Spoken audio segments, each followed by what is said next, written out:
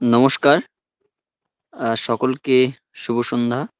আজকে আমাদের free net set ক্লাসের একটি বিশেষ ক্লাস আ পলিটিক্যাল সায়েন্স এর উপর পেপার 2। আজকে যে বিষয়ের উপর ক্লাস হবে সেটা হচ্ছে grams concept of civil society and hegemony. আজকে যিনি আলোচক আছেন অধ্যাপিকা গার্গী সেনগুপ্ত মহাশয়া। আমি অধ্যাপিকা গার্গী সেনগুপ্ত মহাশয়াকে অনুরোধ করব আজকের এই বিশেষ ক্লাসটি শুরু করার জন্য। ধন্যবাদ। শুভ সন্ধ্যা সকলকে। তো আজকে আমি যে বিষয়টির উপর একটু আলোকপাত করব, যদিও জানি 1 ঘন্টা সময়কালে এই আলোকপাতটা খুবই কঠিন ব্যাপার, কারণ এখানে গ্রামসির দুটি তত্ত্বের কথা আলোচনা করার আমরা একটু চেষ্টা করব আজকে। একটা হচ্ছে সিভিল সোসাইটি এবং আরেকটি হচ্ছে হেজিমনি। আলোচনায় ক্রমশ আসবে এগুলো। তো যেহেতু সময়ের খুবই স্বল্পতা, তো আমি চেষ্টা করেছি যতদূর সম্ভব টেকনিক্যাল টার্মগুলোকে এড়িয়ে গিয়ে যাতে ছাত্রছাত্রী যারা আছেন প্রত্যেকেই নিজের মতো করে বিষয়টিকে যদি প্রয়োজন হয় লিখতে হয় তো তারা যাতে উপস্থাপনা করতে পারেন একদমই সহজ সরল এবং প্রাঞ্জল ভাষায়। আমি আমার সাধ্য মতো একটু সেটাই চেষ্টা করছি। রাষ্ট্রবিজ্ঞান চর্চা কেন্দ্রকে ধন্যবাদ, তারা আমাকে ছাত্রছাত্রীদের সামনে একটি বিষয়কে উপস্থাপনা করার সুযোগ করে দিয়েছেন। তো আমরা গ্রামসি সম্পর্কে আলোচনা, আমি জানি না এখানে মার্ক্সবাদের উপর এর আগে ক্লাস হয়েছে কিনা। যদি নাও হয়ে থাকে সেক্ষেত্রে কিছু করার নেই, নিশ্চয়ই পরবর্তীতে হবে।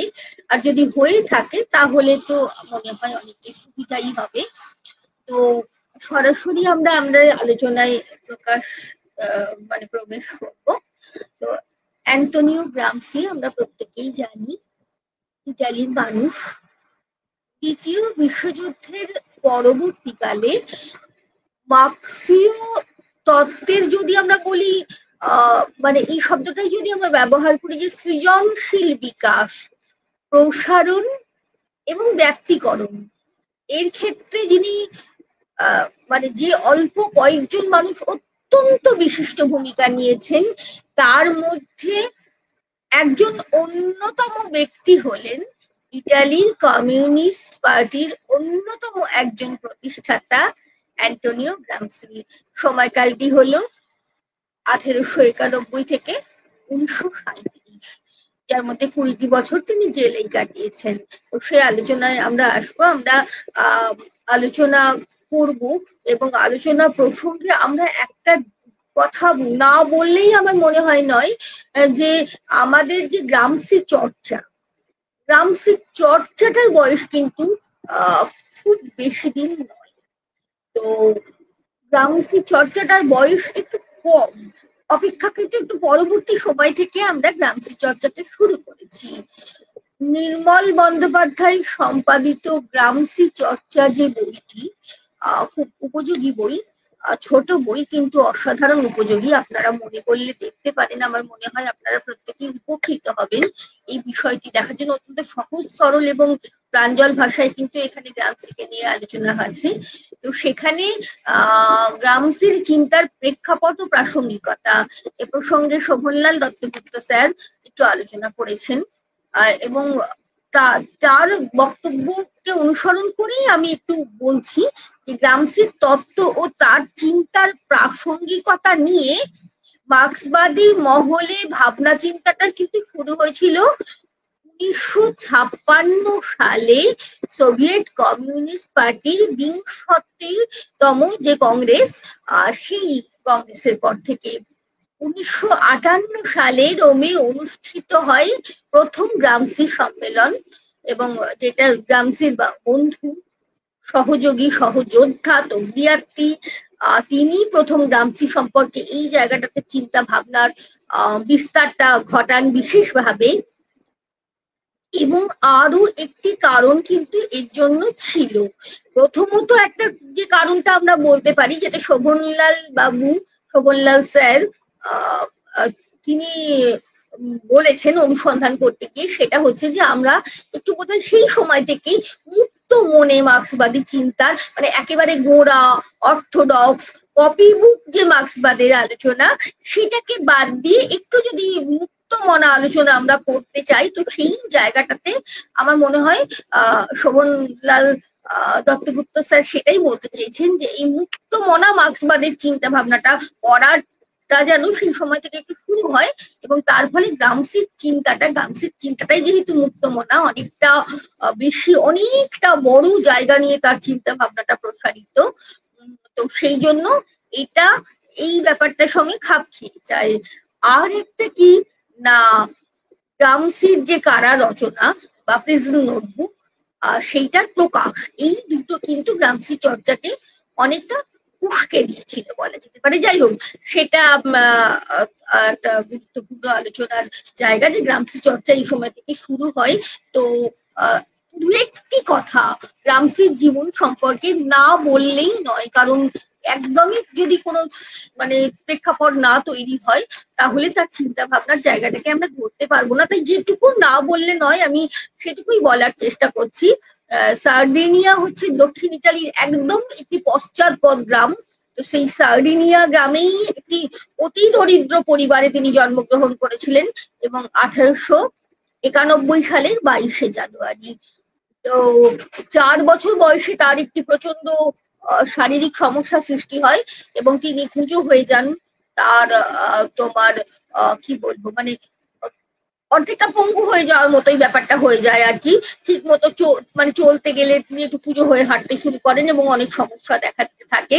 ঠিক মতো পড়াশোনা রেগুলার গতিতে এগোচ্ছিল না, এমন একটা সমস্যা হয়ে যাচ্ছিল মাঝে মাঝে যে তিনি একটি স্কলারশিপ পেয়েছিলেন সেটিও বন্ধ হয়ে যাবে, এরম একটা পরিস্থিতি। তাতে এই মধ্যে কিন্তু তিনি যখন পরীক্ষায় মানে বসছিলেন তখন তিনি খুব ভালো রেজাল্ট করছিলেন। তো এই করতে করতে তার সংগ্রামের যে জীবন, সেই সংগ্রামের জীবনে 1911 সালে তুরিন বিশ্ববিদ্যালয়ে তিনি কিন্তু বৃত্তি লাভ করতে সক্ষম হন, এবং সেই সময় তার জীবনে এসেছিলেন তার যে বন্ধু, তার সহযোদ্ধা এবং পরবর্তীকালে তাকে জনপ্রিয় করার অন্যতম একজন প্রধান মানুষ তকলিয়াত্তি।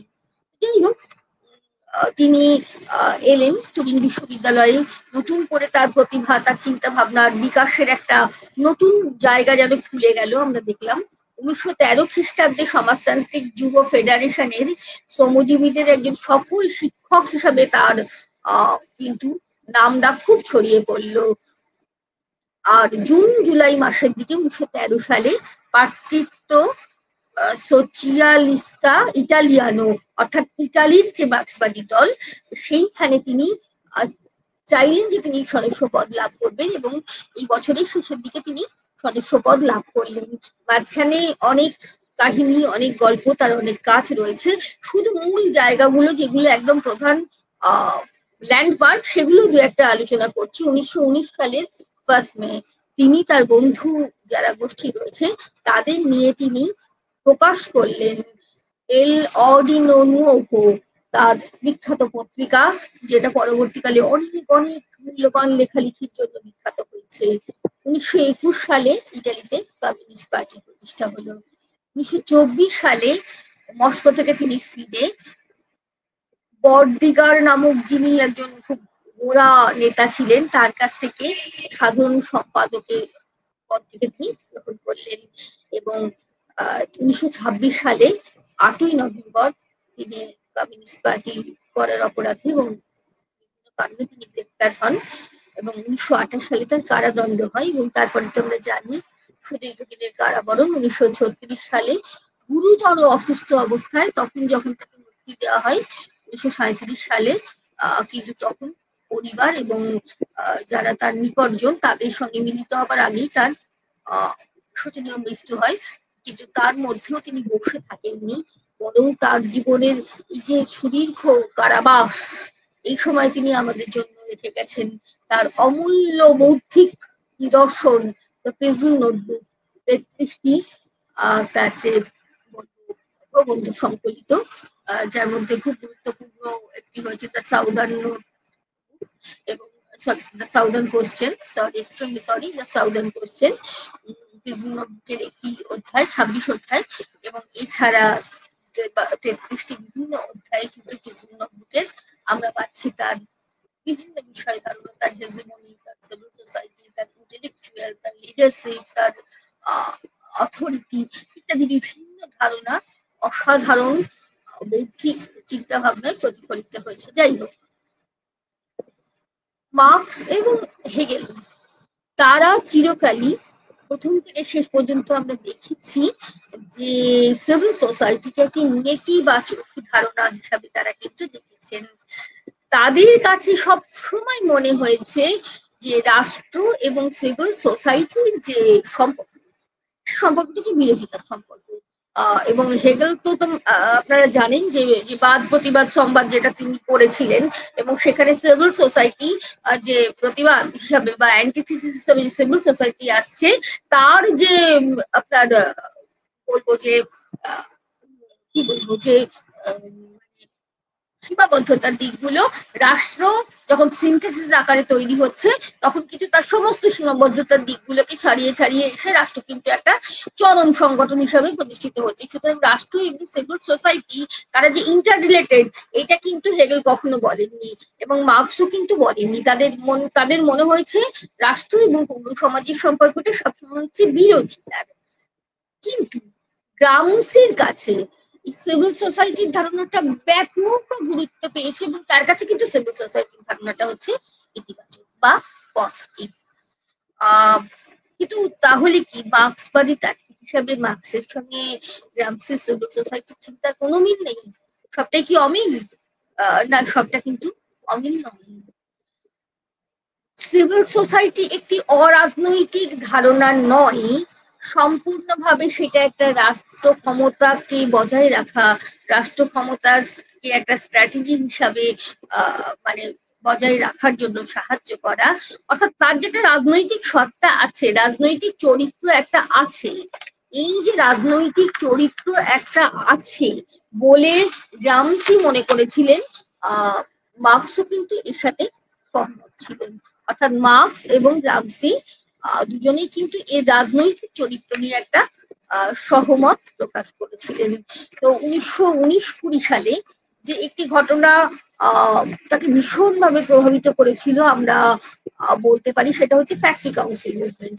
ফ্যাক্টরি কাউন্সিল মুভমেন্ট যেটা সেখানে কি চাওয়া হয়েছিল, মানে এক কথায় যদি বলি যে গোটা যে শ্রমিক শ্রেণী তার যে ঐক্যবদ্ধ হওয়া এবং শ্রমিক গণতন্ত্রকে নানা ধাঁচে গড়ে তোলা, শ্রমিক শ্রেণীর স্বশাসন প্রতিষ্ঠা, এবং সেই শ্রমিক শ্রেণীর স্বশাসন প্রতিষ্ঠাটাকে মানে একটা কি বলবো সেটাকে ওপর ভিত্তি করে সমাজে এবং রাষ্ট্রে সংসদীয় যে রাষ্ট্র তার যে সংকট মোচন এবং গণতান্ত্রিক পদ্ধতি ব্যবহার করে সংসদীয় রাষ্ট্রের পরিবর্তে যে শ্রমিক কৃষকের যে রাষ্ট্র প্রতিষ্ঠা, এই যে ফ্যাক্টরি কাউন্সিল মুভমেন্টের এই যে একটা সুন্দর একটা উদ্দেশ্য ছিল, সেই ফ্যাক্টরি কাউন্সিল মুভমেন্টটাতেই কিন্তু প্রথম দিকে দেখা যাচ্ছে গ্রামসির তার যে মানে বিকল্প শ্রমিকের যে প্রাধান্যের কথা তিনি বলেছেন, প্রাধান্য স্থাপনের কথা বলেছেন,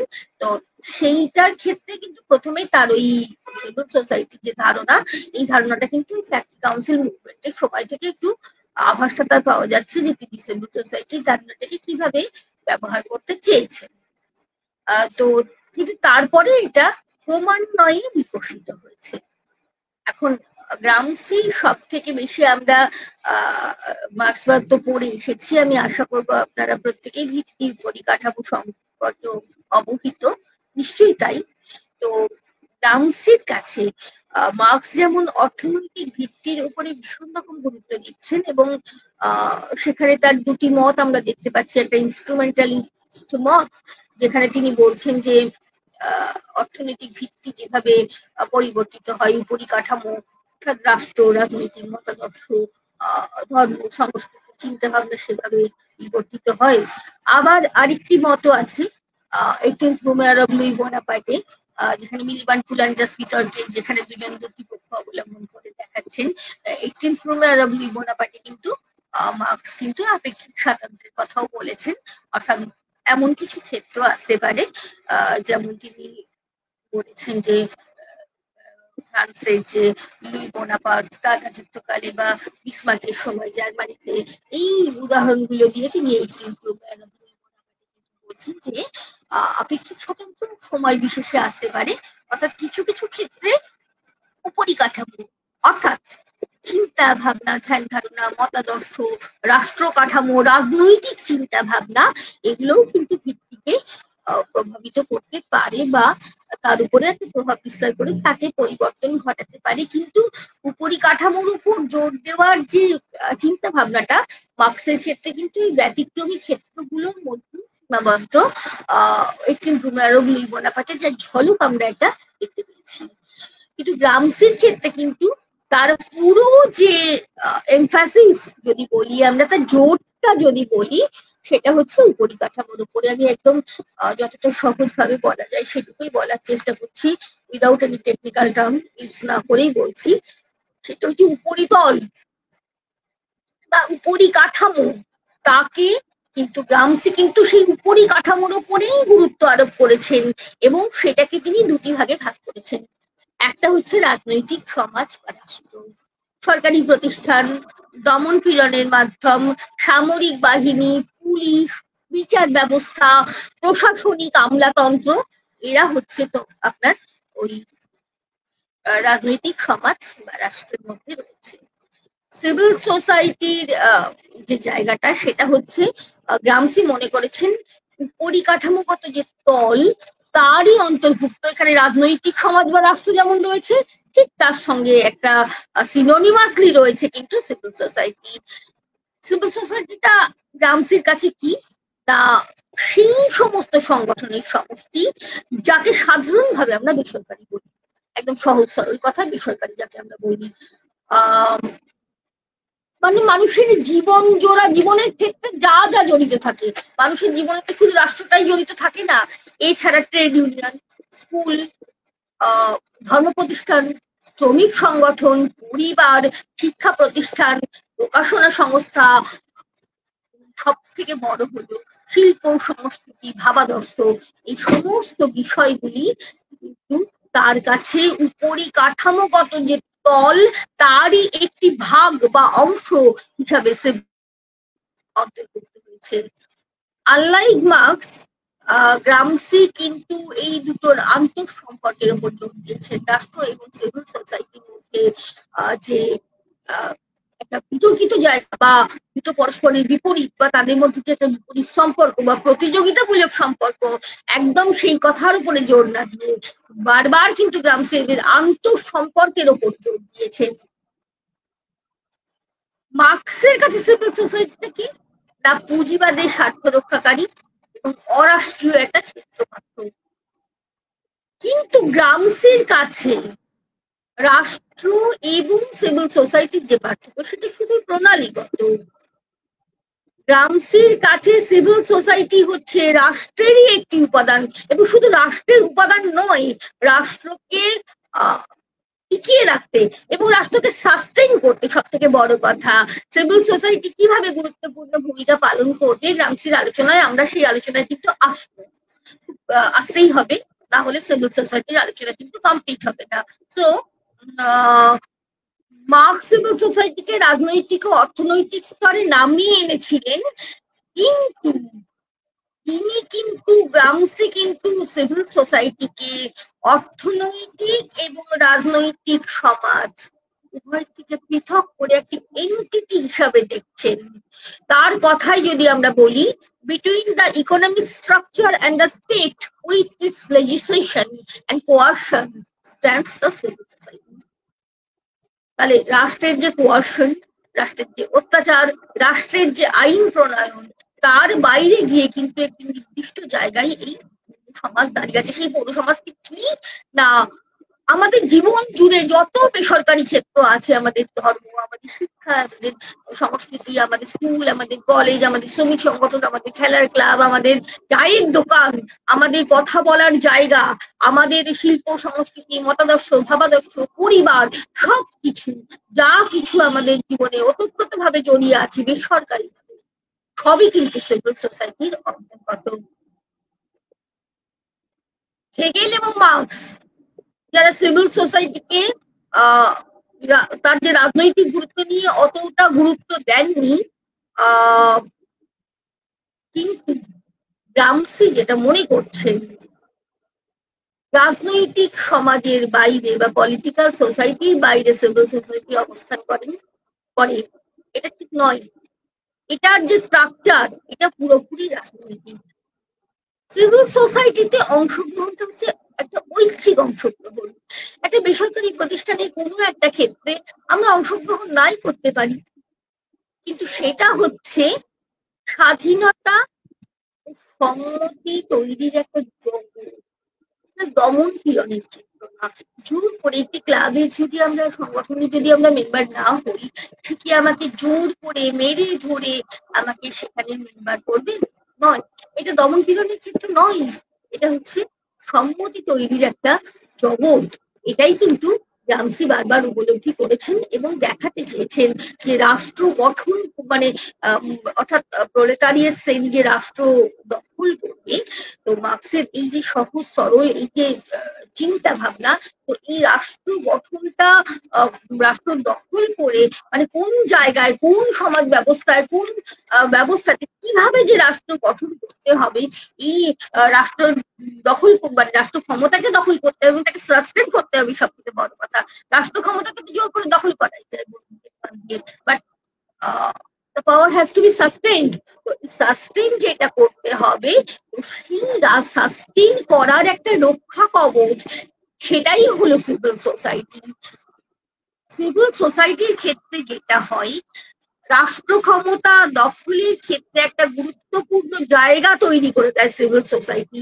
এই সিভিল সোসাইটির মধ্যে কিন্তু গ্রামসি বলছেন যে রাজনৈতিক এবং মতাদর্শগত সংগ্রামের একটা ক্ষেত্র। রাজনৈতিক এবং মতাদর্শগত সংগ্রাম, আমাদের যেটি সব থেকে গুরুত্ব দিতে হবে সেই কথাটি হলো মতাদর্শগত সংগ্রাম।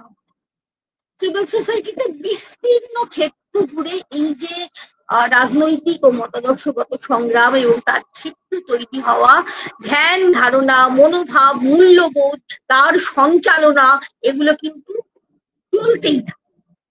এবং শাসক শ্রেণীকে টিকিয়ে রাখার জন্য যে সম্মতি উৎপাদন করার যে জায়গা, সম্মতি কনসেন্ট উৎপাদন করার যে জায়গা, আমরা জানি বন্দুকের নলি ক্ষমতার একমাত্র উৎস হতে পারে না, যদি বা ক্ষমতা দখলের উৎস একটা সাময়িক সময়ের জন্য হতে পারে, সেটা সাস্টেন করার লক্ষ্য হতে পারে। সাস্টেন করাটা শুধু বন্দুকের নল দিয়ে এটা হতে পারে না।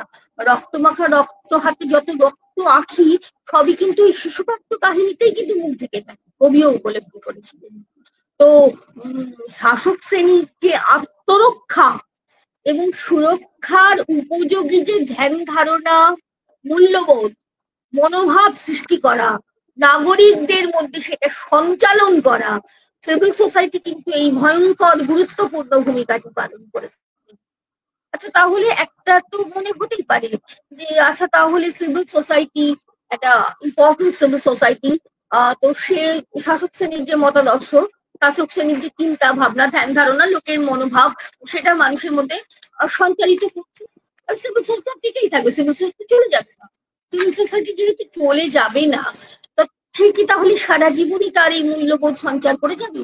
তা যদি হয়, এটাই যদি হয়, তাহলে তো একটি শাসক শ্রেণী অন্তর্ভুক্ত থাকবে, কারণ সিভিল সোসাইটি টিকে আর থাকবে। সিভিল সোসাইটিতে বিভিন্ন বেসরকারি মানে সংস্থা, তার তো একটা অর্গানাইজেশন, তো সিভিল সোসাইটি টিকে থাকবে।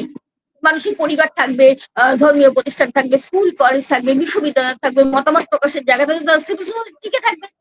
টিকে থাকলে সে যদি শাসক শ্রেণীর হয়ে মতাদর্শ সঞ্চালন করেই যায়, তাহলে শাসক শ্রেণী সারা জীবন থাকবে, তার আর পরিবর্তন হবে না। বিষয়টি কি তাই? সিভিল সোসাইটি যদি রাষ্ট্র ক্ষমতা দখলের জন্য মতাদর্শগত চিন্তা ভাবনা সঞ্চালনের একটি জায়গা করে, তাহলে শাসক শ্রেণী কিভাবে পরিবর্তিত হবে? সিভিল সোসাইটির ভূমিকাটা এক্ষেত্রে কি?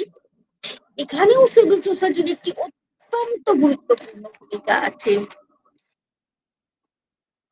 অ্যাকচুয়ালি রাষ্ট্র, ঠিক আছে, রাষ্ট্র তো দমন পীড়নের মধ্যে বিশেষ করে পুঁজিবাদী রাষ্ট্র। রাষ্ট্র মানে কিন্তু আমরা এখানে যখন আলোচনা করছি রাষ্ট্র সমাজ বা সামন্ত সমাজকে পেরিয়ে আমরা যখন পুঁজিবাদী রাষ্ট্র কাছে এসেছি, তো এই পুঁজিবাদী রাষ্ট্রর যে একটা গুরুত্বপূর্ণ ভূমিকা সেটা হচ্ছে দমন পীড়নের মাধ্যমে সহজতর পদ্ধতিতে আমরা ক্ষমতাটাকে দখল করতে পারি বা শ্রমিক শ্রেণীর জায়গাটাকে অনেকটাই দমন পীড়নের মধ্যে নিয়ে গিয়ে তাদেরকে দমন করে ফেলতে পারি। তো রাষ্ট্রীয় অংশগ্রহণটা তো রাষ্ট্র ব্যবস্থার মধ্যে তো আমার থাকতেই হবে। আমরা তো রাষ্ট্র ব্যবস্থা তো মানে ঠিক নয় ইচ্ছে হলো রাষ্ট্রে থাকলাম, রাষ্ট্র ছাড়া কোথায় যাবো? একটি রাষ্ট্রে না গেলে আরেকটি রাষ্ট্রে যাবো, এখানে না গেলে আরেকটি রাষ্ট্রে যাবো। রাষ্ট্র ব্যবস্থার মধ্যে আমরা থাকছি, সেই রাষ্ট্র ব্যবস্থার মধ্যে থাকা মানেই কিন্তু আমাদের কোয়ারশন, আমাদের যে দমন পীড়ন নিপীড়ন কোনো না কোনো ভাবে স্টেট টেরোরিজম, স্টেট রাষ্ট্রীয় যে সন্ত্রাস, রাষ্ট্রীয় যে রাষ্ট্রের একটা কোয়ারসিভ ফেস তো আছে। আমরা জানি পৃথিবীর সমস্ত রাষ্ট্রের সমস্ত জায়গায় কিন্তু একটা কোয়ারসিভ ফেস কিন্তু রাষ্ট্রে আছে। তো সেইটা সেই রাষ্ট্রে আমরা বসবাস করি, সেটা আমাদের ঐচ্ছিক আমাদের থাকতেই হয়, অনৈচ্ছিক নয়। ইচ্ছে হলো রাষ্ট্রে থাকলাম, না হলে থাকলাম না, ইচ্ছে হলে যেখানে চলে গেলাম, না হলে গেলাম না, যে কোনো জায়গায় গিয়ে যে কোনো রাষ্ট্রের সদস্য এটা অতটা সহজ কথা নয়, আমরা প্রত্যেকেই জানি। তো রাষ্ট্রের মধ্যে আমাদের থাকতেই হচ্ছে সেটা ঐচ্ছিক অংশগ্রহণ। সিভিল সোসাইটির মধ্যে থাকাটা আমাদের অনৈচ্ছিক, আমরা ইচ্ছে করলে একটি বেসরকারি সংগঠনের মধ্যে হতেই পারি বা নাও হতে পারি। কিন্তু সিভিল সোসাইটি যেটা করে সেটা হচ্ছে দমন পীড়ন ব্যতিরেকে রাষ্ট্রের যে মূল্যবোধ, রাষ্ট্রের যে ধ্যান ধারণা সেটাকে টিকিয়ে রাখার জন্য শাসক শ্রেণীর উদ্দেশ্য সাধন। শাসক শ্রেণী যেটা করছে যে বন্দুকের নল দিয়ে মানুষকে ভয় দেখাচ্ছে না, কিন্তু মানুষের মধ্যে এই মূল্যবোধটা সঞ্চার করার চেষ্টা করা হচ্ছে। সেই সঞ্চারটা কি?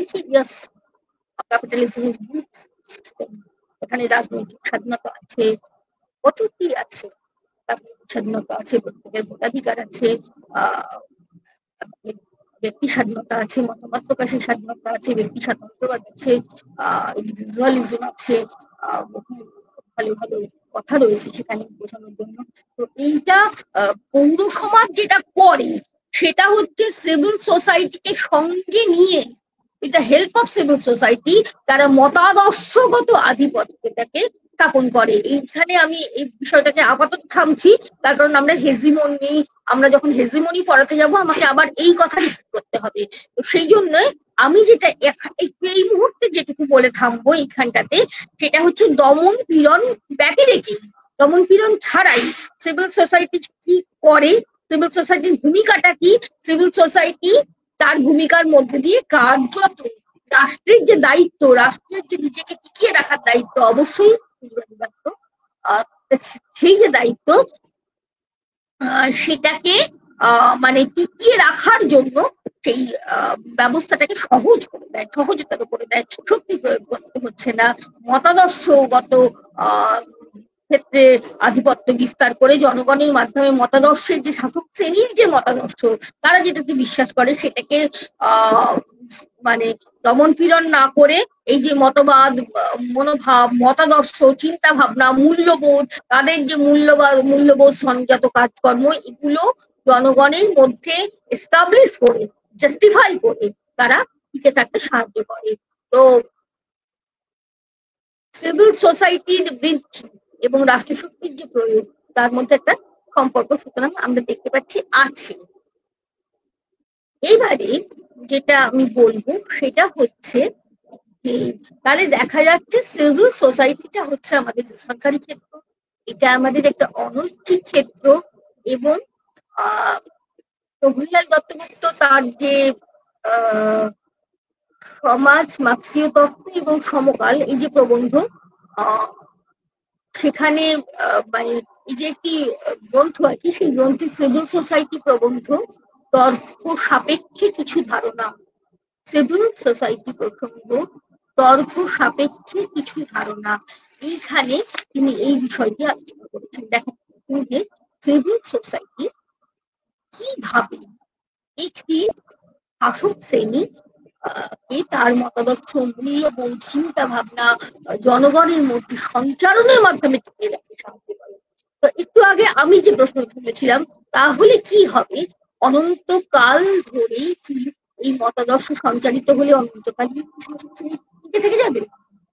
তো সেটা যদি না হয়, যদি অন্য কোনো, যেমন পুঁজিবাদের ক্ষেত্রে বাক্স বলছেন যে শ্রমিক শ্রেণী ক্ষমতা দখল করবে। কিভাবে ক্ষমতা দখল করবে? শ্রমিক শ্রেণী তারা এমনিতে পশ্চাৎপদ, তারা ক্ষমতাগত ভাবে পশ্চাৎপদ। আর যুদ্ধ করে তো ক্ষমতা দখল করতে পারবে না। যুদ্ধ করে ক্ষমতা দখল করতে পারবে না যেখানে পৌর সমাজ অত্যন্ত উন্নত, পৌর সমাজ অত্যন্ত শক্তিশালী, পশ্চিমের উন্নত পুঁজিবাদী দেশগুলোকে বিশেষ করে। সেখানে লড়াইটা করবে কোথায়? লড়াইটা তো তোমার মনের স্তরে, মতাদর্শের স্তরে। তো সেখানে লড়াইটা করবে কোথায়? মতাদর্শ কি দেখা যায়? আমরা কি মেরে ধরে মেরে যুদ্ধ করে তার সঙ্গে লড়াই করতে পারবো? পারবো না। তো মতাদর্শের বিরুদ্ধে লড়াইটা তাহলে কি দিয়ে হবে? এখানে আমি কমিউনিকেট করতে পারছি না, একাই বলতে হচ্ছে, কিছু করেনি। তো মতাদর্শের বিরুদ্ধে সংঘাতটা হবে, মানে মতাদর্শের বিরুদ্ধে যে কাউন্টার, সেটা কি করে হবে? সেটা মতাদর্শ দিয়েই হবে। কি মতাদর্শ? বিরুদ্ধ মতাদর্শ। যদি পুঁজিবাদ বলে yes I M A good system, আমি খুব ভালো ব্যবস্থা, আমি দারুণ ব্যবস্থা, আমি দেখো রাজনৈতিক স্বাধীনতা দিয়েছি, ভোটদান করেছি, ভোটদান করতে পেরেছি, কত লিবারেল চিন্তা ভাবনা দিয়েছি, দেন শ্রমিক শ্রেণীকে বলতে হবে যে না, it's not a good system. মতাদর্শের বিরুদ্ধে লড়াইটা মতাদর্শ দিয়েই করতে হবে। কোন স্তরে হবে? অবশ্যই এটা সিভিল সোসাইটির স্তরে হবে। সিভিল সোসাইটি যদি মতাদর্শগত চিন্তাভাবনা সঞ্চালনের মধ্যে একটি ব্যবস্থাকে টিকিয়ে রাখতে পারে, তাহলে সেই সিভিল সোসাইটির মধ্যে কিন্তু অন্য একটি শ্রেণীর বিরুদ্ধে একটা মতাদর্শ তৈরি করে সেখানে কিন্তু আবার ব্যবস্থাটা পরিবর্তন ঘটাতে পারে। সেটা আমরা গিয়ে কিন্তু এরপরে আমাদের যে ধারণাটা, সুতরাং আমরা দেখতে পাচ্ছি গ্রামসির কাছে civil society is very important. এটা একদম রাজনৈতিক চরিত্র সম্পন্ন, এর যে রাজনৈতিক কোনো ফ্লেভার নেই, এটা একেবারেই নয়, এটা পুরোপুরি রাজনৈতিক একটা তার ফ্লেভারটা রয়েছে। এবং এটা একটা স্ট্র্যাটেজি তার কাছে, যে রাজনৈতিক ব্যবস্থাকে টিকিয়ে রাখার, তাকে সাস্টেন করার একটা স্ট্র্যাটেজি হিসাবে সিভিল সোসাইটি কিন্তু পায়। এটা গ্রামসি মনে করে। কিন্তু গ্রামসির কাছে সিভিল সোসাইটি এটা একেবারে অরাজনৈতিক নয় এবং ভীষণ ভীষণ রকম important. Without it capturing of power and sustaining of power it is impossible. তার মনে হচ্ছে এটা সম্ভব নয়। তো খুব সংগঠনভাবে মনে হচ্ছে এর সঙ্গে একদম এর সাথে ইন্টার রিলেটেড যে ধারণাটা, সেটা হচ্ছে আমাদের কিন্তু আধিপত্যের ধারণা। এবার আধিপত্য বা হেজিমনি কিন্তু কি খানিকটা কিন্তু বলা হয়েই গেছে। আমরা তবু আমরা আবার বলবো, আরো স্পষ্ট ভাবে বলবো, এবং এই হেজিমনি কি করে প্রতিষ্ঠিত হবে আমরা বলবো, এবং কোন ধরনের দেশে যেখানে সিভিল সোসাইটি স্ট্রং এবং যেখানে সিভিল সোসাইটি স্ট্রং নয়, কোন ধরনের দেশে কিভাবে আমাদেরকে যুদ্ধ করতে হবে, কিরকম ভাবে আমাদের ক্ষমতা দখল করতে হবে এবং ক্ষমতাকে টিকিয়ে রাখতে হবে। তো এই বিষয়টা কিন্তু গ্রামসি তার দুটি war of position and war of manoeuvre, তো সেই দুটো জায়গাতে তিনি ভীষণ সুন্দরভাবে দেখিয়েছেন। তো সেটা নিয়েও আমাদের আলোচনার মধ্যে সেটা আসবে, এবং অবভিয়াসলি যেটা আসবে সেটা হচ্ছে রোল অফ ইন্টেলেকচুয়ালস, বুদ্ধিজীবী, এবং উইথ দিস আসবে হচ্ছে হিস্টোরিক্যাল ব্লক বা ঐতিহাসিক ব্লকের কারণ। এগুলো সবই একই ধারণার মধ্যে সম্পৃক্ত। তো হেজিমনির ধারণাটা বললে কিন্তু আমরা আমাদের কিন্তু গ্রামসির নামটাই সর্বপ্রথম মনে রাখি। যদিও হেজিমনির ধারণাটা মানে এই শব্দটি প্রথম ব্যবহার কিন্তু নয়, দেখা যাচ্ছে ইংরাজি শব্দ যে হেজিমনি, এটা গ্রিক শব্দ হেজিমন থেকে এসেছে। হেজিমন কথার অর্থ হচ্ছে চিফ বা সর্দার বা প্রধান, এরকম ধরনের, এবং একটি জাতির প্রতিপত্তি বা প্রাধান্য, এরকম একটা অর্থে প্রাচীন গ্রিক শব্দ হেজিমনি শব্দটা ব্যবহার হতো। এবং মার্ক্সবাদী চিন্তা ভাবনার ক্ষেত্রে আমরা দেখছি প্রথম 1950 সালেই রুশ বিপ্লবের পরে সর্বহারার সঙ্গে বলসেভিকদের যে সম্পর্ক, এটা আলোচনা করতে গিয়ে লেনিন ব্যবহার করেছিলেন, তার আগে প্লেখানভের তার চিন্তা ভাবনার মধ্যে আমরা কিন্তু এই হেজিমনি ধারণাটার ব্যবহার দেখতে পেয়েছি। যাই হোক, মার্ক্সীয় মহলে এই হেজিমনি ধারণাটার পরিপূর্ণ বিকাশ, তার গুরুত্ব, সেটি যে কত ইম্পর্টেন্ট, কতখানি গুরুত্বপূর্ণ ক্ষমতা দখলের ক্ষেত্রে শ্রমিক শ্রেণী যে রাষ্ট্র ক্ষমতা দখল করবে, যার স্বপ্ন সারা জীবন মার্ক্স দেখে গেছেন যে শ্রমিক শ্রেণী রাষ্ট্র ক্ষমতা দখল, সেই রাষ্ট্র ক্ষমতা দখলের শ্রমিক শ্রেণীর যে জায়গাটা, শ্রমিক শ্রেণী সেই রাষ্ট্র ক্ষমতা দখলের যে জায়গাটা, যে ক্ষেত্রটা, সেই রাষ্ট্র ক্ষমতা দখলের ক্ষেত্রে কোন দেশের ক্ষেত্রে যেখানে সিভিল সোসাইটি স্ট্রং, সেখানে যেখানে সিভিল সোসাইটি স্ট্রং নয় সেখানেও কিভাবে রাষ্ট্র ক্ষমতাটা দখল হবে। শ্রমিক শ্রেণী জাস্ট সেই এলো দেখলো আর জয় করলো, এইভাবে রাষ্ট্র ক্ষমতা দখল করবে? It is such a oversimplified matter.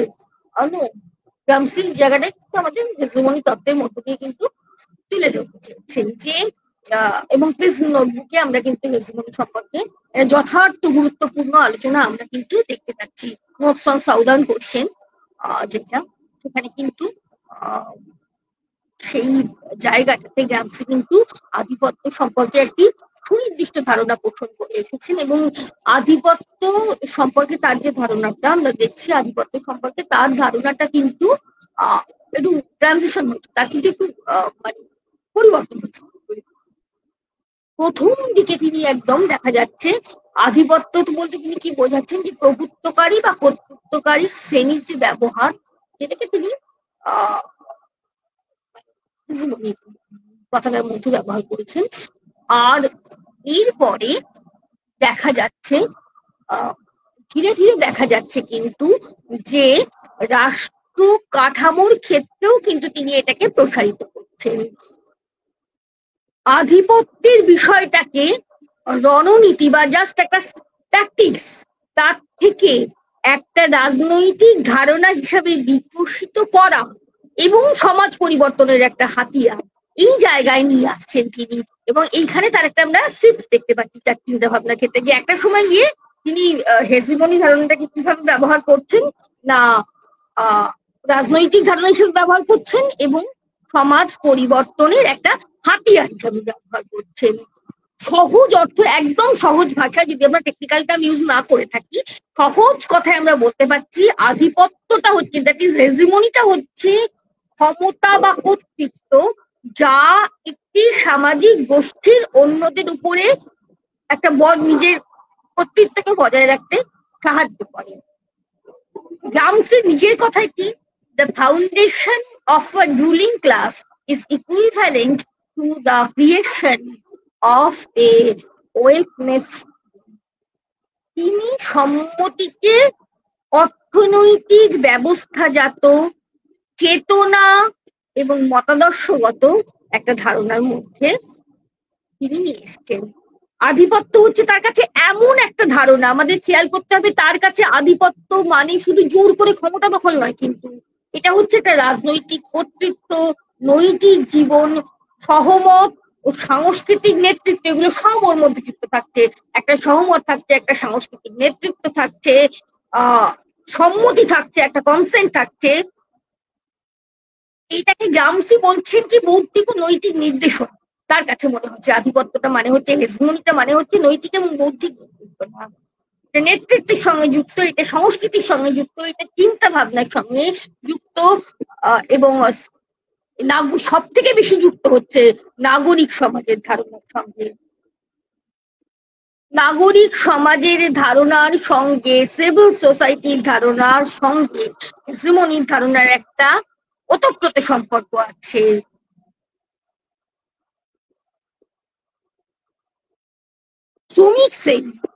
শ্রমিক শ্রেণীর কাজটা কি হবে? শ্রমিক শ্রেণী, সে মার্ক্সকে চেয়েছেন সারা জীবন ধরে, এবং মার্ক্সবাদী হিসাবে গ্রামসিও চেয়েছেন শ্রমিক শ্রেণী রাষ্ট্র ক্ষমতাটাকে দখল।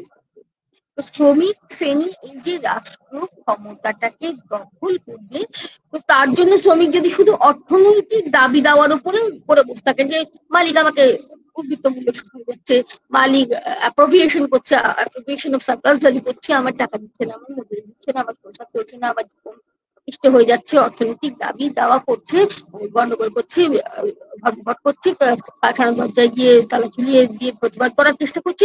শুধু এইটুকুর মধ্যে যদি তারা তাদের নিজেদের জায়গাটাকে সীমাবদ্ধ রাখে, তাহলে কি তাদের পক্ষে রাষ্ট্র ক্ষমতা দখলের জায়গায় যাওয়া সম্ভব হবে?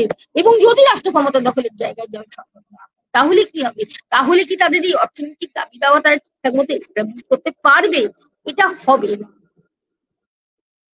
গ্রামসি এটা মনে করছেন মার্কসের, আনলাইক মার্কস, সরি, লাইক মার্কসের কি বলতে চাইছি, শ্রমিক শ্রেণীর প্রধান কাজ হলো নেতৃত্ব দান করতে হবে, বুর্জোয়া শ্রেণীর বিরুদ্ধে একটা জোট গঠন করতে হবে, বিকল্প জোট গঠন করতে হবে, বিকল্প জোট, এবং এইটা হবে একটা ঐতিহাসিক জোট, যেটাকে কিন্তু গ্রামসি বলছেন হিস্টোরিক্যাল ব্লক। হিস্টোরিক্যাল ব্লকের ধারণাটা ভীষণ রকম গুরুত্বপূর্ণ। একটা ঐতিহাসিক জোট গঠন করতে হবে। জোট গঠনের কথা সকলেই কিন্তু বলেছেন, আমরা দেখেছি, এবং পরবর্তীকালে মাও জেদংও নিজের মতো করে জোট গঠনের কথা বলেছেন। অন্যরকম হতে পারে ইন্টারপ্রিটেশন জায়গা অন্য, কিন্তু জোট গঠনের কথা কিন্তু এসেছে। গ্রামসিও কিন্তু মানে গ্রামসির যেহেতু উপরিকাঠামো বা উপরিতলের উপর ভীষণ গুরুত্ব দিয়েছেন, এবং তিনি কিন্তু বলছেন একটা ঐতিহাসিক জোট গঠন করতে হবে। সেই ঐতিহাসিক জোটটা মানে জনসাধারণ, বুদ্ধিজীবী, নেতা, মানে বুদ্ধিজীবীদের যে নেতা, অনুসারী, শাসিত শ্রেণীর যে মানুষ যারা তার নেতা, তার অনুসারী, তাদেরকে সেই জোটটা গঠন করতে হবে, যে জোট কিন্তু বুর্জোয়া শ্রেণীর বিকল্প হিসাবে নেতৃত্ব দিতে পারবে। এবং যতক্ষণ না এই হিস্টোরিক্যাল ব্লকটা গঠিত হচ্ছে, সেক্ষেত্রে কিন্তু হেজিমনি এস্টাবলিশ করা এটা একটা অত্যন্ত কঠিন জায়গা হবে। তো এখন আরেকটি বিষয় বলতে হবে, সেটা হচ্ছে এবং এই যে ঐতিহাসিক যে হিস্টোরিক্যাল ব্লক সংক্রান্ত তার যে ধারণা, একটা নতুনত্বের সংযোজন বলা যেতে পারে। মার্কস তো বলেছেন যে শ্রমিক শ্রেণী একাই রাষ্ট্র ক্ষমতাকে দখল করবে। পরবর্তীকালে অবশ্য লেনিন শ্রমিকদের সঙ্গে কৃষকদের যে একটা অ্যালায়েন্স, সেটার উপরে গুরুত্ব দিয়েছিলেন, এবং সব শ্রেণীদের শ্রমিকদের মজুর বাহিনীও বলেছিলেন, পোস্ট করেছিলেন। এবং এই যে হিস্টোরিক্যাল ব্লক বা ঐতিহাসিক মানে যে জোট, হিস্টোরিক্যাল ব্লক যেটা গঠিত হবে, যেটা গ্রামসি বলছেন, তার কাজটা কি হবে না বৌদ্ধিক ও নৈতিক সংস্কার সাধন, বৌদ্ধিক ইন্টেলেকচুয়াল এথিক্যাল সংস্কার সাধন। কি করে হবে? যে একটা হেজিমনিক বেস আছে একটা পুঁজিবাদের। পুঁজিবাদের হেজিমনিক বেসটা কি আছে না, পুঁজিবাদ তার যে বুদ্ধিজীবী, তার যারা ইন্টেলেকচুয়ালস, তারা মানুষকে কি বোঝাচ্ছে, সিভিল সোসাইটি স্তরে যে বিভিন্ন স্কুল রয়েছে, কলেজ রয়েছে, শিক্ষা প্রতিষ্ঠান রয়েছে, অন্যান্য জায়গা রয়েছে, মানুষের অ্যাসেম্বল রয়েছে, সেখানে তারা কি মতাদর্শকে সঞ্চার করছে, দ্যাট ইজ হেজিমনি। এই যে মতাদর্শগত আধিপত্য, হেজিমনির বাংলা আমরা করেছি কি মতাদর্শগত আধিপত্য। আমাদের আধিপত্যটা কোন জায়গায়? জনগণকে মেরে ধরে তার ঘর বাড়ি পুড়িয়ে দিয়ে তাকে জ্বালিয়ে দিয়ে আধিপত্য নয়। মতাদর্শ হচ্ছে, হেজিমনি হচ্ছে দ্যাট ইজ মতাদর্শগত আধিপত্য। তাকে আমরা বোঝাচ্ছি যে ইয়াস গুড সিস্টেম। তো এইটা বোঝাতে পেরেছি। তো long struggle, but capitalism had succeeded. তারা সফল হয়েছে এই জায়গাটাতে, যে বোঝাতে পেরেছে ইয়েস ক্যাপিটালিজম গুড সিস্টেম। তাহলে শ্রমিক শ্রেণীকে কি করতে হবে? শ্রমিক শ্রেণীকে যেটা তৈরি করতে হবে, যেটাকে বলা হচ্ছে কাউন্টার হেজিমনি, বিকল্প মতাদর্শ, কাউন্টার হেজিমনি প্রতিষ্ঠা করতে হবে। যতক্ষণ না সেই কাউন্টার হেজিমনিটি প্রতিষ্ঠিত হচ্ছে, মতাদর্শগত লড়াইয়ে শ্রমিক শ্রেণীর যেটা কখনোই সম্ভব নয়, সেই জায়গাতে যেখানে সিভিল সোসাইটি অত্যন্ত স্ট্রং। পশ্চিমের দেশগুলি, সেখানেতে তো সিভিল সোসাইটি ভীষণভাবে স্ট্রং, সংগঠন রয়েছে, বিভিন্ন বেসরকারি সংগঠন রয়েছে, মানুষের শিক্ষা, চিন্তা ভাবনা, চেতনা, আলাপ আলোচনা স্তরটা অনেক বেশি বিস্তৃত। একদম অনুন্নত প্রাচ্যের দেশগুলো, যেখানে সিভিল সোসাইটি বলে মানে সিভিল সোসাইটির ধারণাটা বলে কিছুই নেই।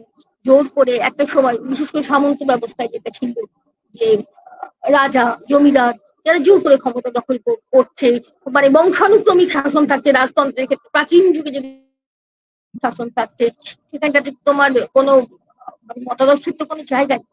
সেখানে জনগণ জানে যে রাজার ছেলে রাজা হবে, তার ছেলে রাজা হবে। তাদের মতাদর্শ, তাদের চিন্তা ভাবনা, তাদের ধ্যান ধারণা কি এলো কি এলো না কিছু যায় আসতো না। বা পরবর্তীকালে সামন্ত প্রভুরা যখন এসেছেন, তো প্রভুদের ক্ষেত্রে এই একই কথাটা বলা যেতে পারে। কিন্তু পুঁজিবাদী ব্যবস্থার ক্ষেত্রে কি হয়েছে আমরা তো জানি, মার্কস কিন্তু তার কমিউনিস্ট ম্যানিফেস্টোতে পুঁজিবাদের কিন্তু ঘোর প্রশংসা করেছেন। একটা পৃষ্ঠা জুড়ে গোটা জায়গা জুড়ে পুঁজিবাদের প্রশংসা।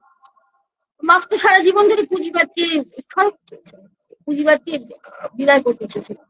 তাহলে পুঁজিবাদের কিন্তু তা সত্ত্বেও তার কাছে প্রসঙ্গ আছে। তিনি বলেছেন যে সম্পর্কের যে একেবারে মানে বরফ গোলা জল, মানে সেই বরফ গোলা জল, সেখান থেকে পুঁজিবাদ কি করেছে, মানুষকে স্পন্টেনিয়াস করেছে। এবং পুঁজিবাদের যেটা সব থেকে বড় অবদান হিসাবে দেখা হচ্ছে, সেটা কি না, পুঁজিবাদ শ্রমকে মুক্ত করে দিয়েছে। এইটা কিন্তু পুঁজিবাদের একটা মস্ত বড় অবদান। এটা আমাদেরকে ভাবতে হবে। শ্রমকে মুক্ত করে দিচ্ছে। সে কি ছিল না, ওই জমিদারের অধীনে পড়ে পড়ে থাকতো, চাষ করতো আর খেত। এইবার সে যখন শিল্প বিপ্লবের পরে কাজ খুঁজতে এলো শ্রমিক শ্রেণী, তখন অ্যাটলিস্ট তার কি ক্ষমতাটা হলো, তার বার্গেন করা। they got the capacity of bargaining at least. তারা একটা বার্গেনিং করার ক্যাপাসিটি। একটা কারখানায় গেল, গিয়ে বললো তুমি কি আমাকে এত মজুরি দেবে? মালিক বললো দূর দূর, এরকম কত শ্রমিক আছে, আমি তোমাকে এই মজুরি দেবো না, চলো। শ্রমিক বললো আমিও তোমার এখানে কাজ করবো না, আমি অন্য কারখানায় যাব। এই যে কথাটা বলা, মানে মানে শ্রমকে মুক্ত করে দেওয়া, এটা হলো পুঁজিবাদের সব থেকে বড় অবদান। সুতরাং পুঁজিবাদ তো তার মতাদর্শগত দিক থেকে এই ব্যাপারগুলো সিভিল সোসাইটি স্তরে বোঝাবে যে আমি শ্রমকে মুক্ত করে দিয়েছি, আমি তোমাদেরকে ফ্রি লেবারের স্বাধীনতা দিয়েছি, আমি তোমাদেরকে ভোটাধিকার দিচ্ছি, আমি তোমাদেরকে রাজনৈতিক স্বাধীনতার কথা বলছি। তো এই যে পুঁজিবাদ যখন নিজেকে এইভাবে প্রতিষ্ঠিত করে ফেলেছে, পুঁজিবাদ যখন তার যে একটা ব্ল্যাক ফেস যেটা রয়েছে, যে শোষণে রয়েছে, সেটাকে হাইড করতে সমর্থ হয়েছে, মানুষ যখন এই ব্যবস্থাটাকে মেনে নিচ্ছে, তো তখন যদি আমার পুঁজিবাদকে সরাতে হয়, যদি পুঁজিবাদী ব্যবস্থাটাকে আমাকে সরিয়ে দিতে হয়, শ্রমিক শ্রেণী হিস্টোরিক্যাল ব্লক গঠন করে তারা নেতৃত্ব দিয়ে যদি শ্রমিক শ্রেণীকে সরাতে হয়, তো সেই ক্ষেত্রে কি করতে হবে না, সেই ক্ষেত্রে যেটা করতে হবে সেটা that is to establish counter hegemony প্রতিষ্ঠা করে, বিকল্প মতাদর্শ। Yes, capitalism is good, no capitalism is not good. দেখো ক্যাপিটালিজম শ্রমিককে কি করে শোষণ করছে, কি করে তার উদ্বৃত্ত মূল্য অর্থাৎ যা যা তার নেগেটিভ সাইড গুলো রয়েছে, যেটা রয়েছে সেটাকে প্রতিষ্ঠিত করতে, আনটিল অর আনলেস, যতক্ষণ না এটা প্রতিষ্ঠিত হচ্ছে ততক্ষণ কিন্তু মতাদর্শগত স্তরে সংগ্রাম কিন্তু সফল হচ্ছে। তাহলে কি ক্ষমতা দখল সম্ভব হবে? হবে না। আমরা সকলেই বুঝতেই পারছি হবে না, আপনারাও বুঝতে পারছেন হবে না। It is counter hegemony. মতাদর্শগত স্তরে লড়াইটা মতাদর্শ দিয়েই চালাতে হবে। It's a long process. এই যুদ্ধের কৌশলগুলোতে এবার আমরা আসবো। তো এই প্রসঙ্গে আরেকটি কথা যেটা মনে হয় না বললেই নয়, সেটা হচ্ছে যে বুদ্ধিজীবী ইন্টেলেকচুয়ালসদের কথা বলা হয়েছে। তো গ্রামসি তো দুই ধরনের বুদ্ধিজীবীর কথা বলেছেন।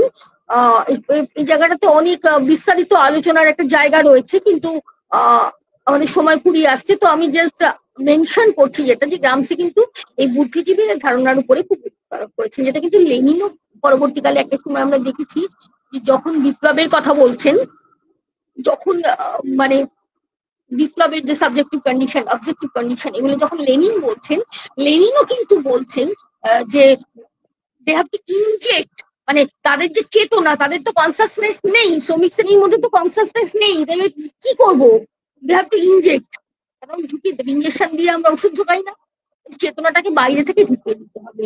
চেতনাটাকে বাইরে থেকে যদি না ঢোকানো হয়, যতক্ষণ না চেতনাকে বাইরে থেকে ঢোকানো হয়, যদি তারা একটা কোনো এরকম মনোভাব নিয়ে বসে থাকে যে এটা আমাদের দুর্ভাগ্য, এটা আমাদের কপাল, আমরা শিক্ষিত হচ্ছি, এটা কোনো একটা সেখানে একটা ধর্মীয় মোড়ক দিয়ে তাদেরকে বোঝানো হলো এটা তোদের কপাল, তোদের কর্মফল, তোরা কাজ খারাপ কাজ করেছিস, তোরা শ্রমিক হয়েছিস, ইত্যাদি ইত্যাদি, so on and so forth, বিভিন্ন পুঁজিবাদী প্রচার যদি হয়ে থাকে, তো সেটার বিরুদ্ধে শ্রমিক শ্রেণীকে যদি চেতনাটা ঢোকাতে হয়, তাহলে ইনজেক্ট, বাইরে থেকে চেতনাটাকে ঢোকাতে হবে। এটা লেনিনও কিন্তু বলেছেন। এবং এই বুদ্ধিজীবীদের ভূমিকাটার কথা গ্রামসিও ভীষণভাবে বলছেন। তো একটা হচ্ছে অর্গানিক ইন্টেলেকচুয়াল, যেটার বাংলা করা হচ্ছে জৈব। তার নিজস্ব পরিচয়, ভূমিকা, মানে নিজে থেকেই তারা এটাকে নিজেদেরকে প্রতিষ্ঠিত করে। এবং আরেকটা রয়েছে প্রথাগত। এই প্রথাগত যারা, তারা কিন্তু মানে মানে কিভাবে বলবো, তারা কিন্তু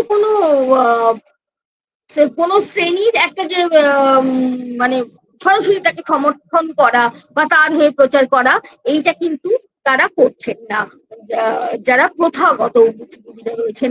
এবং যারা হচ্ছে এই প্রথাগত বুদ্ধিজীবী, তারা কিন্তু শ্রমিকদের একটা যে ভ্যানগার্ড বা অগ্রগণ্য হয়ে রাজনৈতিক আন্দোলনের দিকে তাদেরকে এগিয়ে নিয়ে যাওয়ার ক্ষেত্রে একটা গুরুত্বপূর্ণ জায়গা তৈরি করবে। তাদের সম্মতি, মানে একটা কনসেন্ট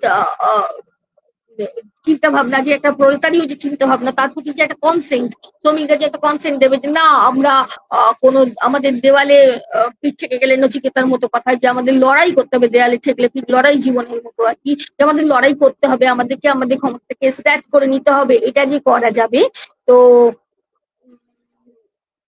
এইটা কিন্তু বুদ্ধিজীবীদের সাহায্যে সম্ভব হবে। তো যাই হোক, আমাদের সময় বেশি আর নেই।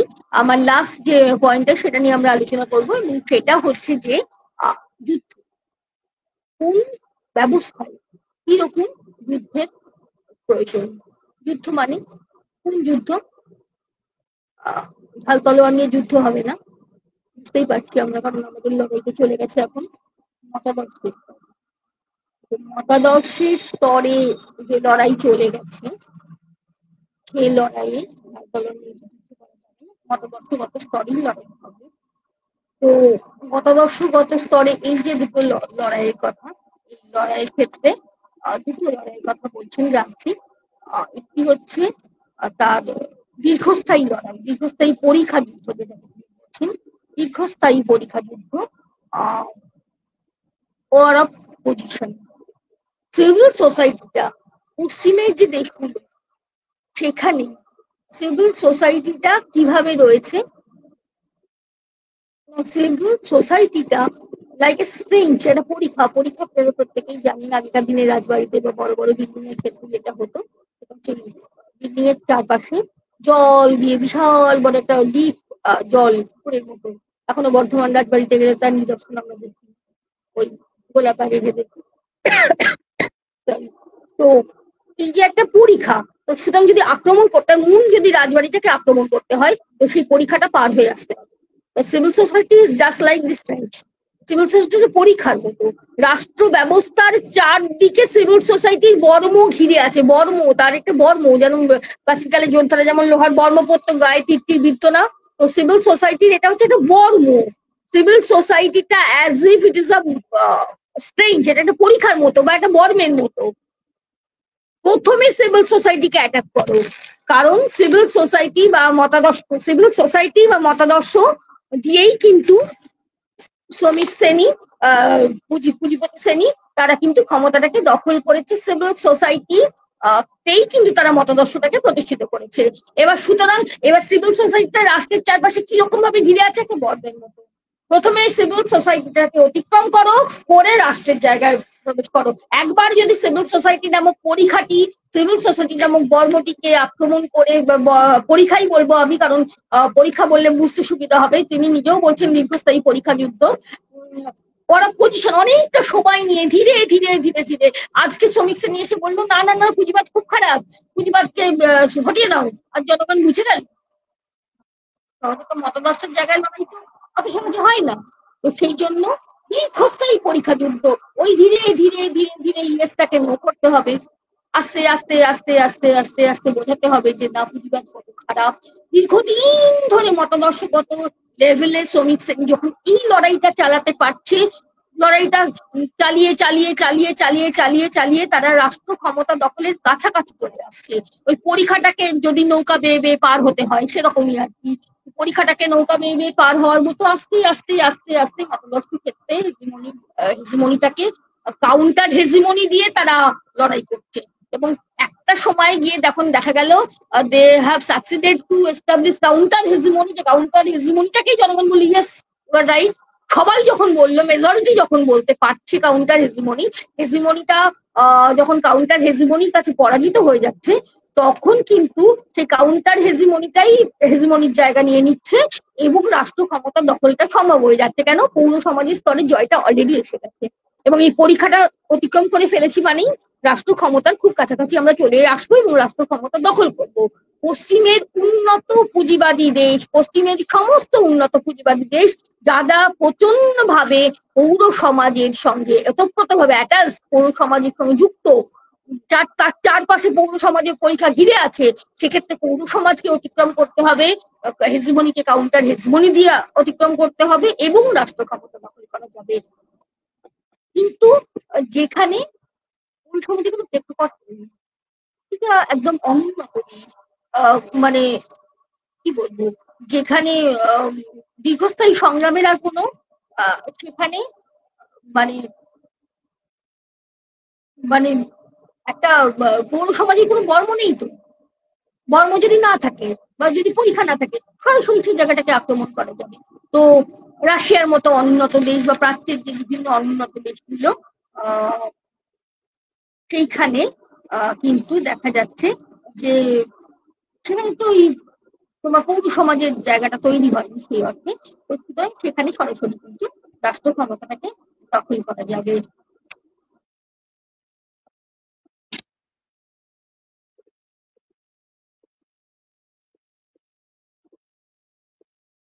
তো সুতরাং আমরা দেখতে পাচ্ছি, আমরা প্রথম থেকে যদি আলোচনাটাকে আমরা লিস্ট করে নিই, তো সেক্ষেত্রে আমরা কি দেখতে পাচ্ছি না যে প্রথমত সিভিল সোসাইটি, এটা কি?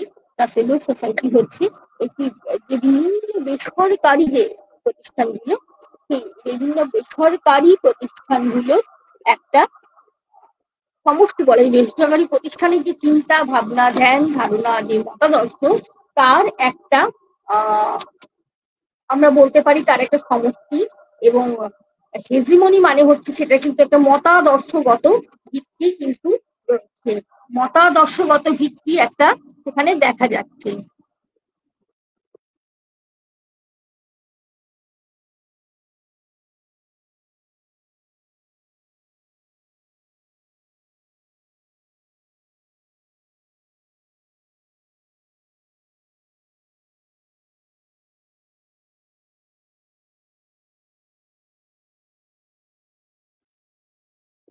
মতাদর্শগত যে সংগ্রাম, সেই মতাদর্শগত সংগ্রামকে, এই যে মানে বেসরকারি যে ক্ষেত্রটা রয়েছে, দুটোই কিন্তু স্টেট অ্যান্ড সিভিল সোসাইটি দুটোই কিন্তু পরিকাঠামোর অন্তর্গত, একে অন্যের পরিপূরক। এবং সিভিল সোসাইটির যে ভূমিকাটা, সিভিল সোসাইটির ভূমিকাটা হচ্ছে রাষ্ট্র ক্ষমতাকে দখল করা এবং সাস্টেন করার ক্ষেত্রে, তাকে টিকিয়ে রাখার ক্ষেত্রে। এবং সিভিল সোসাইটি অরাজনৈতিক সংগঠন নয়, সিভিল সোসাইটির একটি রাজনৈতিক স্ট্র্যাটেজিক দিক রয়েছে, এটা গ্রামসি বারবার মনে করছেন।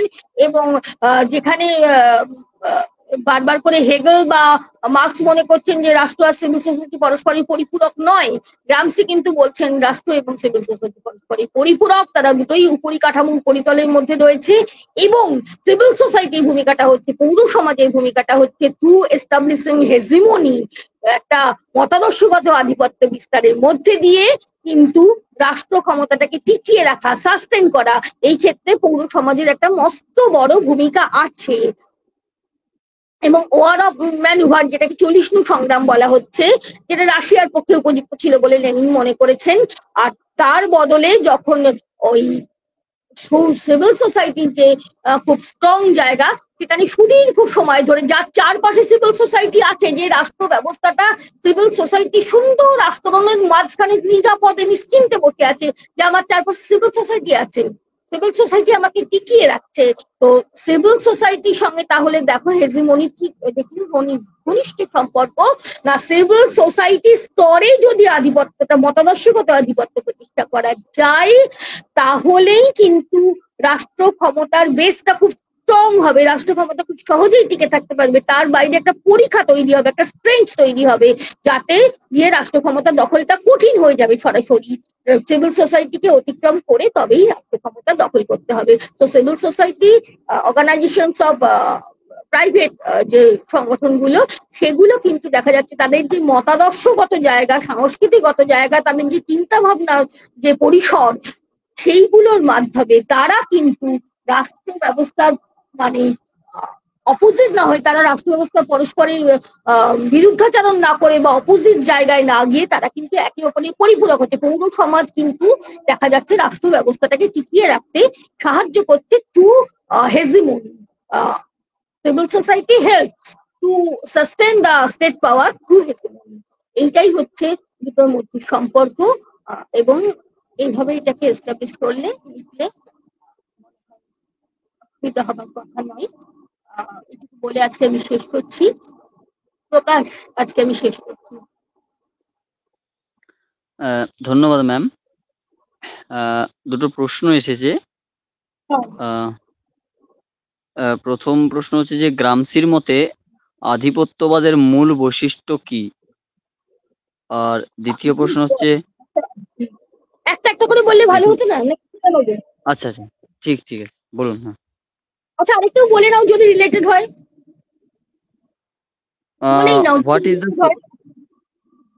What is the social theory of hegemony?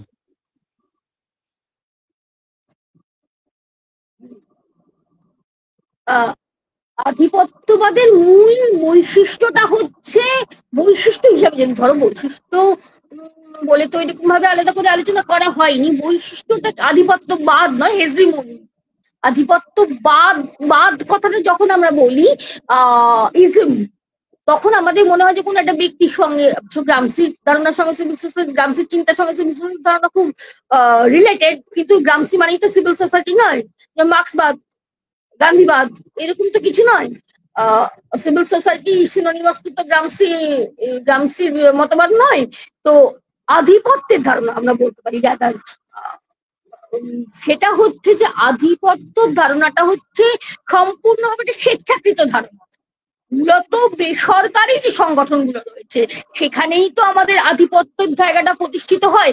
রাষ্ট্রের মধ্যে অংশগ্রহণটা তো আমাদের ঐচ্ছিক, আমাদের তো রাষ্ট্রের মধ্যে থাকতেই হবে। রাষ্ট্রের সঙ্গে কি যুক্ত আছে? কোয়ার্সিভ অর্গানাইজেশন গুলো যুক্ত আছে, পুলিশ আছে, মিলিটারি আছে। আমি ইচ্ছে করলে কি একটা খুন করে ফেলতে পারবো? ইচ্ছে করলে আমি কি রাষ্ট্রের আইন শৃঙ্খলা না মেনে থাকতে পারবো? পারবো না তো। কিন্তু আমি একটা ক্লাবে ইচ্ছে করলে যোগ না দিতে পারবো, ইচ্ছে না করলে আমার একটা স্কুলে আমি নাও পড়তে পারবো। এক্ষেত্রে কিন্তু কোনো কোয়ারশন, কোনো অপারেশন, কোনো অত্যাচার আমার কাছে আসবে না। তো আধিপত্য, হেজিমনি এটা হচ্ছে স্পন্টেনিয়াস। যখনই আমি বেসরকারি সংগঠনগুলোর সঙ্গে আমি অটোমেটিক্যালি যুক্ত হচ্ছি, সেখানে আমার মতামত প্রকাশের, মতামত চিন্তা ভাবনার আদান প্রদান এবং সঞ্চালনের একটা জায়গা তৈরি হয়ে যাচ্ছে। আমি একদম মার্ক্সবাদের মধ্যে না গিয়ে বলছি, মতাদর্শের সঞ্চালনের কথা যদি বলি, দেখবে আমাদের ভারতবর্ষের কথা যদি আমরা বলি, ভারতবর্ষের যারা স্বাধীনতা সংগ্রামী, ম্যাক্সিমাম ক্ষেত্রে ওই স্কুল কিন্তু তাদের মতাদর্শ ট্রান্সমিশনের ক্ষেত্র ছিল।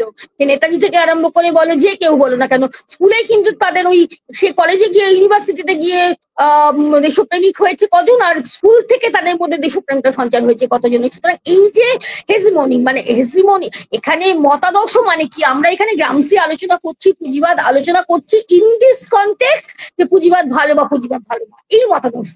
কিন্তু ইট মে বি এনি আইডিওলজি, যে কোনো মতাদর্শই হতে পারে। সো যদি আমরা, কোথায় কি বলা হচ্ছিল, হেজিমনির বৈশিষ্ট্য, হেজিমনির বৈশিষ্ট্যটা হচ্ছে যে এটা একটা বেসরকারি যে জায়গা, যেটা স্পেয়ার মানুষের জীবনের প্রতিদিনের যে ক্ষেত্রগুলো, ফ্যামিলি থেকে শুরু। মানুষ যখন ভোট দেয়, আমি একদম মার্ক্সবাদ ছেড়ে দিচ্ছি, মানুষ যখন ভোট দেয়, ম্যাক্সিমাম ক্ষেত্রে প্রথম যে ভোটটা দেয় পরিবারের লোকজন, যে মতাদর্শের ম্যাক্সিমাম ক্ষেত্রে, ব্যতিক্রম নেই নাকি? আছে তো, আচ্ছা, সে হচ্ছে পরিবারের যে লোক, যে দলের, সে হয়তো ভোটটা দিল, পরে সে স্কুলে গেল, কলেজে গেল, ইউনিভার্সিটিতে গেল, তার মতামত।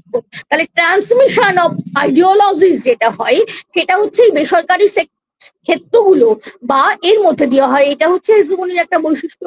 হেজিমনিটা অনৈচ্ছিক, জোর করে তোমাকে কেউ মতাদর্শ ট্রান্সমিশনের কাজে ব্যবহার করবে না, এবং অবশ্যই এটা কিন্তু স্টেটকে সাস্টেন করতে কিন্তু সাহায্য করে।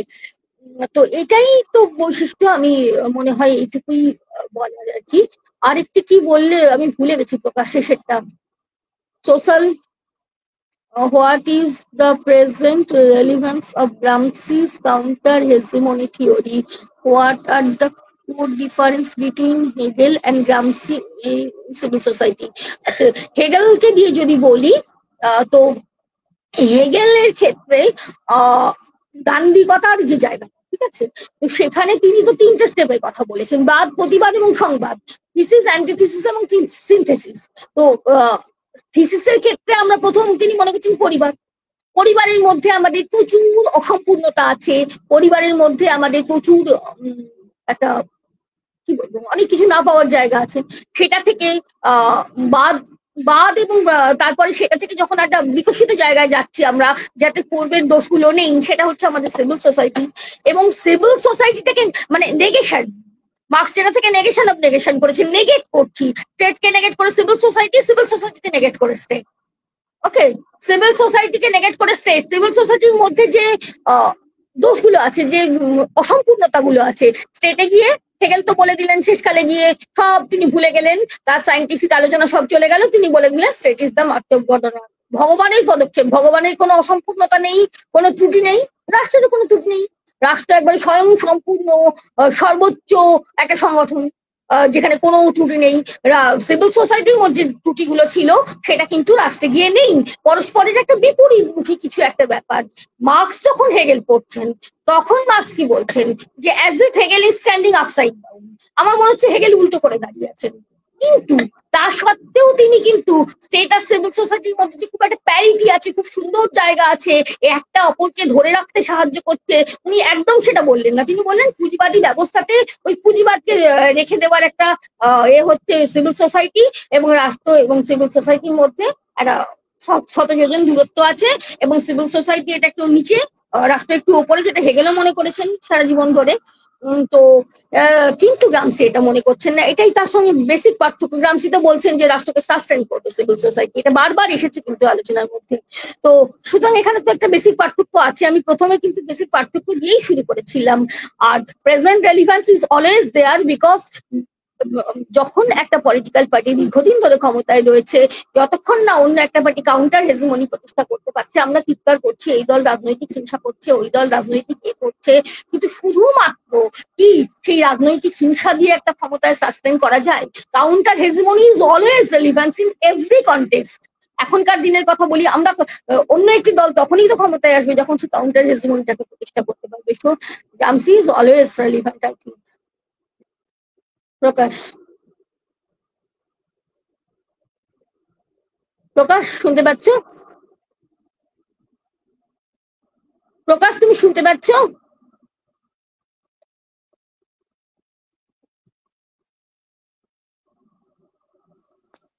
হ্যাঁ ম্যাম। হ্যাঁ, আরেকটা এই প্রশ্ন ছিল, what is the social theory of hegemony?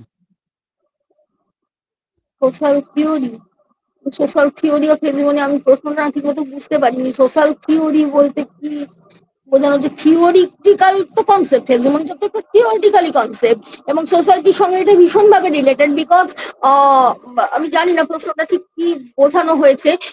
Social theory, it is a social theory, obviously এটা একটা social theory. Social anti social তো থিওরি হতে পারে না, একটা সমাজকে নিয়েই তো একটা থিওরি হয়। তো এবং it is very much related to society, because হচ্ছে যে গ্রামসি তো দেখাচ্ছেন যে সমাজ, আমরা যে অর্থে পৌর সমাজ বলি, শোভন বাবু কিন্তু বলেছেন, শোভন স্যার, আমার স্যার, তিনি কিন্তু বলছেন যে আমরা যে এত ভালো ভালো কথা বলি না, এই যে কি পৌর সমাজ, সুশীল সমাজ, এগুলো কোনোটাই গ্রামসির চিন্তা ভাবনার সঙ্গে কিন্তু যায় না। এগুলো মানে এগুলো ছোট আকারে, ক্ষুদ্র এগুলো চিন্তা ভাবনা গুলো। গ্রামসি অনেকটা বিস্তৃত আকারে সিভিল সোসাইটির ধারণাটাকে ভেবেছেন।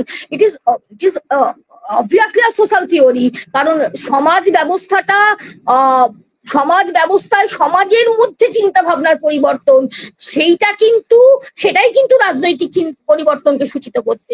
তো এটা তো অবশ্যই একটা সোশ্যাল থিওরি। এছাড়া প্রশ্নটার আর কি ইমপ্লিকেশন আমি ঠিক বুঝতে পারিনি, সরি।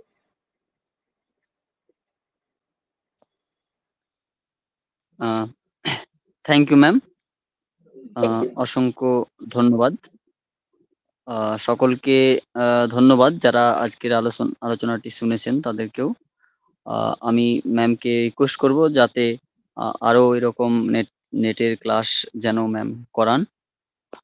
এই বলে আজকের আলোচনা আমরা এখানেই শেষ করছি। সকলকে শুভরাত্রি। ম্যাম শুভরাত্রি। থ্যাংক ইউ ম্যাম, সকলকে ধন্যবাদ।